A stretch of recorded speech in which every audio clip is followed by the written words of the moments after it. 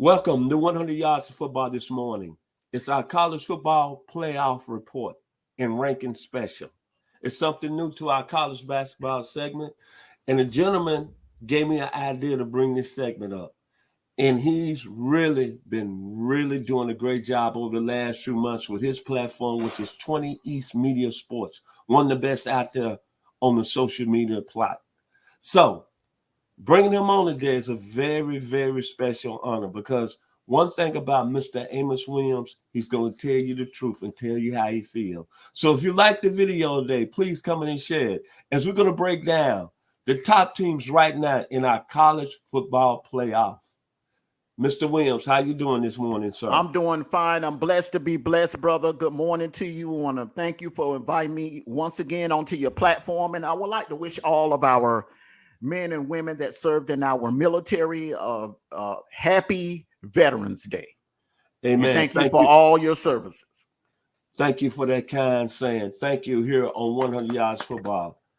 Mr. Williams, I'm not going to say nothing else. It's your floor. Tell us right now, are you satisfied with the rankings? Which teams you think at the end of the year has a chance to get back in the top four, and where you are as far as the two teams that's going to play for the national championship? Okay. First of all, right now, the only two teams that I think that I am satisfied with today, if you ask me that question for November the 10th, I'm satisfied with Georgia and Oregon. Okay. First of all, I think Georgia's head and shoulders above everyone that's behind them. Okay, everyone that's behind Georgia, they struggled. Now, if you're going to ask me the four best teams, because the committee has two different narratives. They have best and they have most deserving. All right. So if you're going to ask me most deserving, I'm going to give you Georgia, Oklahoma, Oregon, Ohio State, in that order. That should be the top four right there, okay? If you're going to ask me the four best teams today on November the 10th, 2021, I'm going to give you Georgia, Texas A&M, Oregon, and Ohio State.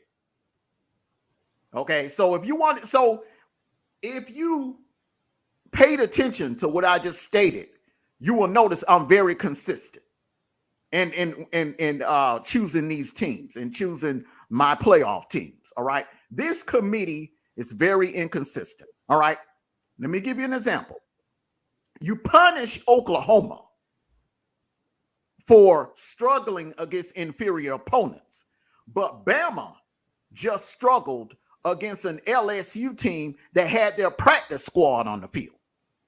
Okay, there's no Boutte on the field. There was no Stingley on the field. They're down to their third and fourth string running back.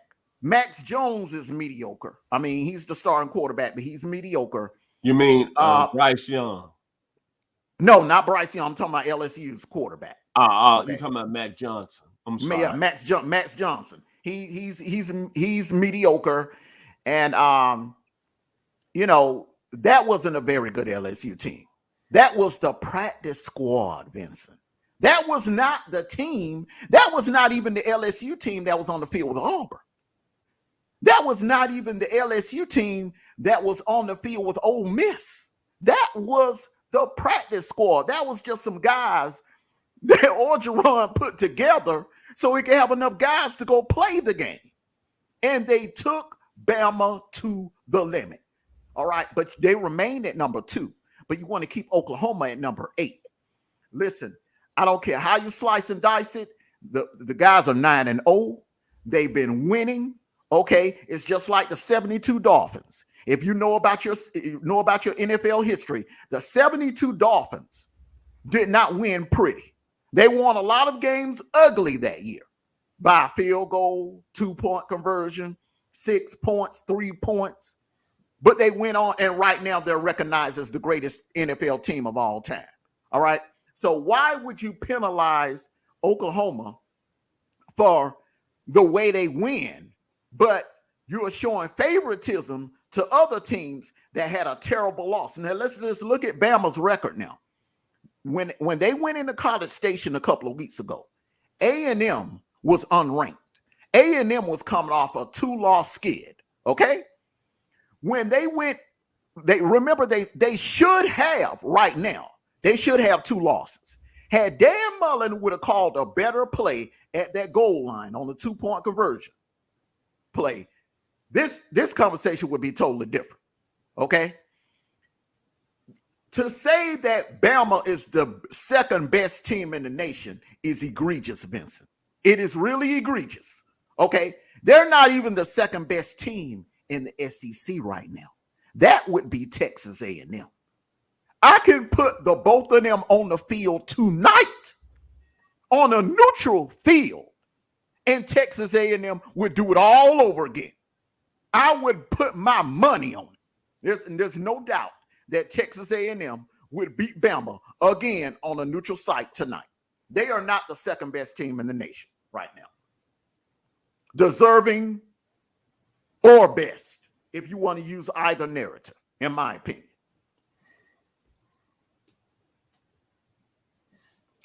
Okay, Brother Williams. I mean, you finished? Because what I try to do, I let my guests say their part, and then I repeat. So, let me go. Let me go. Can you keep going? Yeah. I'm gonna come in. I'm gonna come in, and what I have to say, which is in total disagreement, but I'm gonna let you finish first.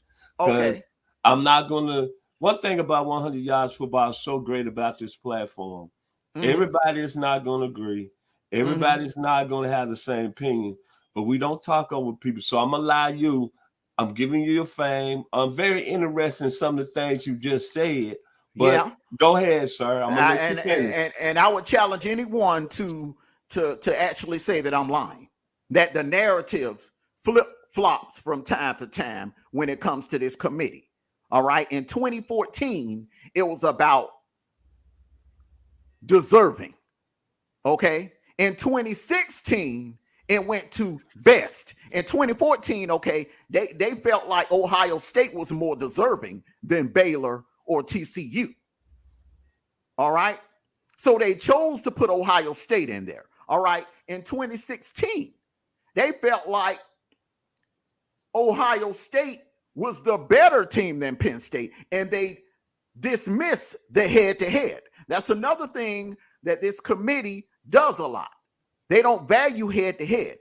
How are you going to have Michigan in front of Michigan in front of Michigan State, where Michigan State just defeated Michigan 2 weeks ago, head-to-head?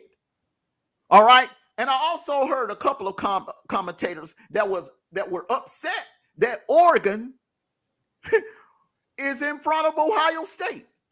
So I say that to say this, Vincent. College football is the only sport in America that does not value head-to-head. And it just didn't start with the college football playoffs. This has been going on for years. All right. They didn't value head-to-head in 2008 because if they did, it would have been Texas versus Florida in the BCS championship game. If they valued head-to-head, all right, it would have been Oklahoma versus Miami in the BCS championship game instead of Oklahoma versus Florida State. All right. So can you imagine if baseball operated like that? Okay. Could you imagine if the MLB operated like that? So, well, the Dodgers and the Braves are in the NLCS. Well, the Braves won, but the Giants won 107 games and the Braves only won 88. We're going to send the Giants to the World Series to play the Astros. Make it make sense. I mean, if head-to-head does not count, then why should these schools go out of their way to schedule tough out-of-conference games if you're not going to give them credit for that at the end of the year? All right. And when does winning all of your games doesn't make you one of the 4 best teams in the nation? There's no way anyone can tell me that Bama is the rightful number 2 team in the nation. They've struggled against inferior unranked teams. They only have one semi-quality win and I would give them that. Mississippi State, Ole Miss got exposed. They got dismantled by Auburn. Mississippi State is not all of that. The best team on Bama's schedule so far, they lost to Texas A&M, the highest ranked team that's on their schedule. They lost to that team. Floor is yours, brother. Okay. If you like the video today, please comment and share it. What I try to do is that I understand it's a very serious thing down here when you're talking Southern football. By law, I'm a University of Tennessee fan, so I don't have really a dog in the fight. I understand the Alabama argument to a certain extent, but when I look at it, I always say what makes good football talk is where we at now. But when it's all said and done, the month of December is going to really prove who's there and who's not there. Now, I'm going to go back. It's very interesting that, Mr. Williams, you said Texas A&M is a better football team than Alabama. They played again on a neutral field. You would take A&M. I'm in totally disagreement with that, but I'm not going to go there today. We're going to leave it at that. That really kind of shocked me there. Then I look at the Alabama thing. I understand the Alabama conversation. Alabama struggle. I understand LSU is mediocre. I get that. But when you look at that, I look at Georgia. Clearly, Georgia is the best team in the country. But then Georgia played a Kentucky team that got beat by a Tennessee team this past week. So now how good is really Kentucky? Arkansas, who I was high on, school I attended, has lost 3 games in the SEC. So when you start going there, you start looking at other people's schedules, you start this. My thing is this. We can sit up here all day, but I look at Alabama, and I still say they're the king of the mountain because you know why? They're the last year's national champions.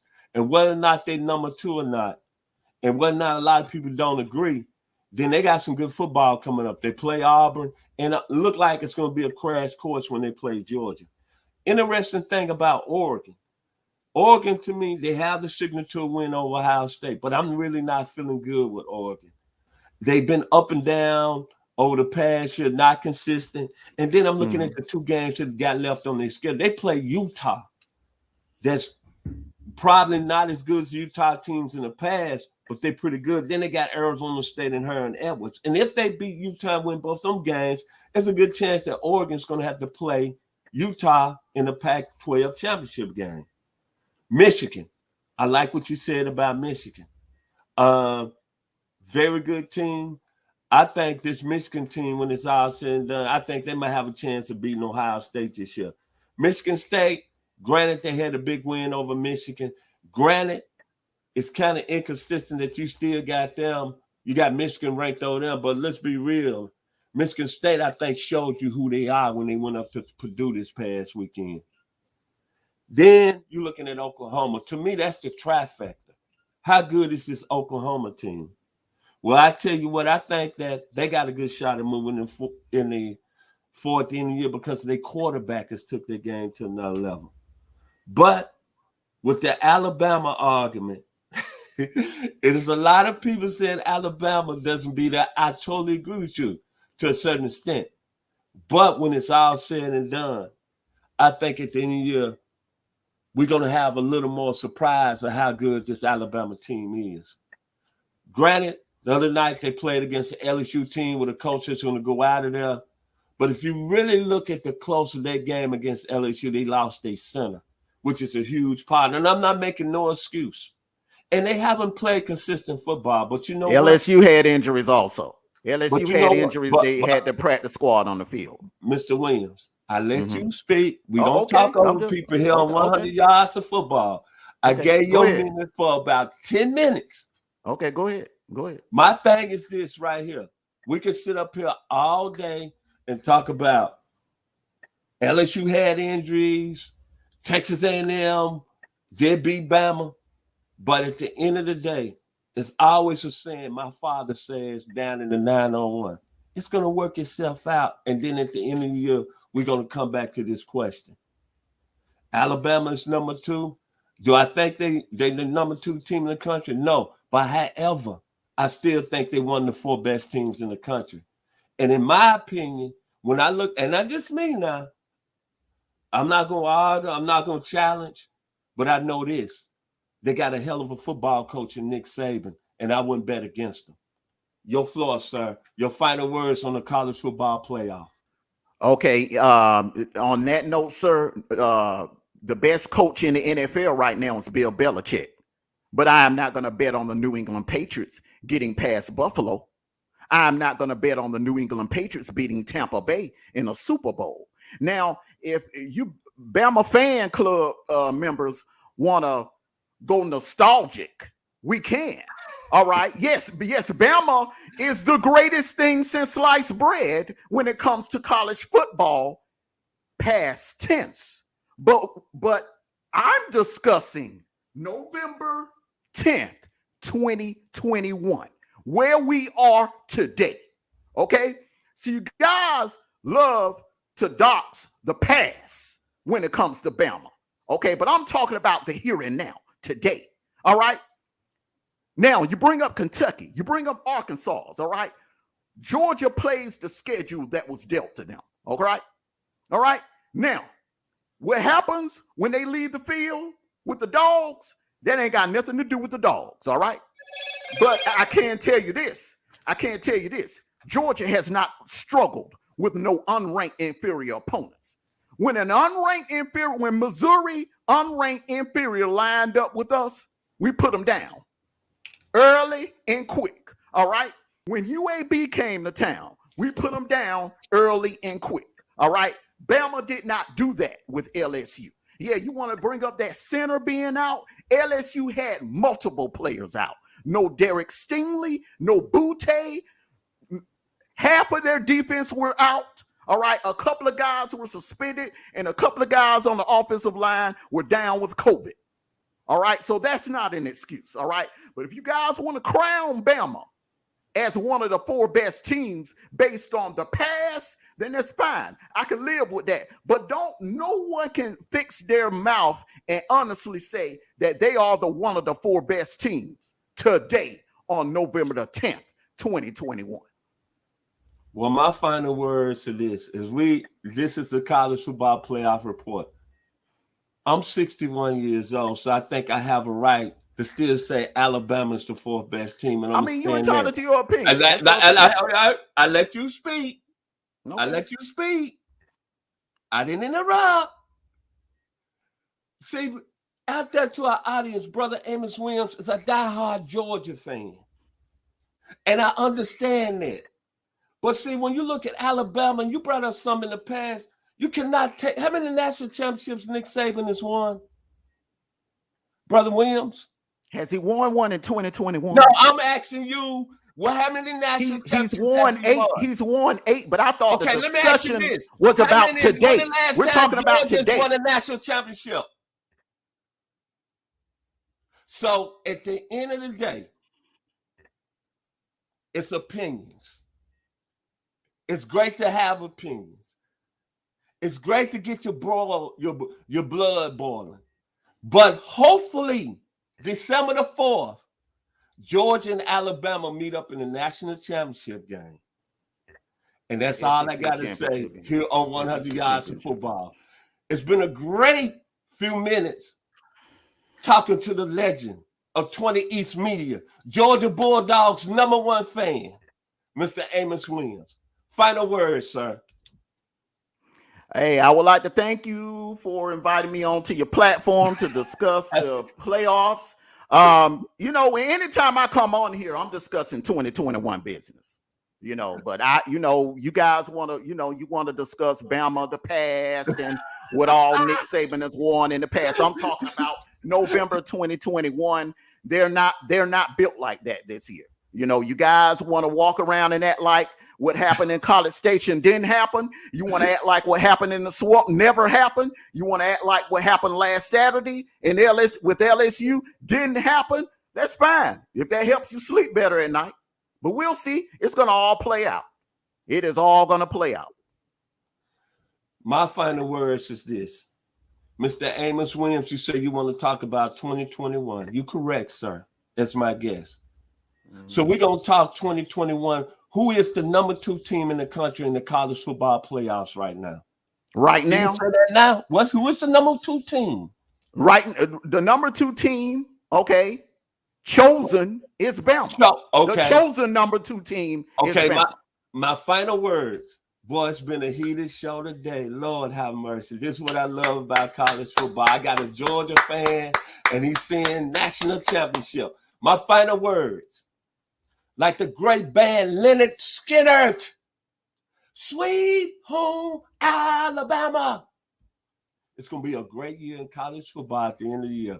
If you like the video today, please come in and share it. Thank you to the very talented Mr. Amos Williams. He's got a great social media platform going right now, 20 East Media. Please go ahead and check it out. Thank you today for coming on. I'm Vincent Turner, 100 Yards Football. And kudos to our producer, Mr. Logan Landers. We are 100 Yards of Football.